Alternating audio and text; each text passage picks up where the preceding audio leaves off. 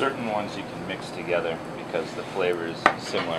Some of them, like this one in particular, this is the King, Boletus, Edulus. You want to fry that alone because it has a real distinct flavor. Where I grew up in northern BC, it's one of the more renowned places to pick matsutake mushrooms or pine mushrooms. So every fall, as kids, we would see little tents pop up behind the gas shacks, and these Asian people are setting up scales and they're buying mushrooms for money. I never even ate a matsutake until I was like probably 18 or 19 years old. Just try not to bury the flavor. I wouldn't throw them in like a big tomato sauce, although I do, because I have so many of them. I like eating them every way.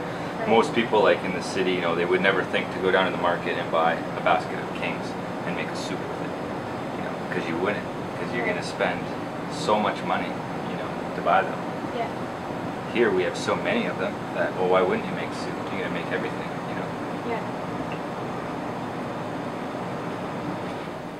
When I do find a new edible, there's a whole series of things that you go through until you get to the point where you're ever actually even eating it. When you get to the point where you're actually going to eat it, and you've built up enough nerve and you have your spore print and you've cross-referenced in multiple books and you're 100% positive on the identification, now you're going to eat it, a small amount of it. You want to cook it very simply and just try it out and see how your system, you know, takes it. And at the same time, you're also thinking about the flavor. You're gonna have an experience, right off the bat. It's either gonna like shoot you in one direction, or you're gonna, you know, you could spit it out. It could be bitter. It might not be what you like.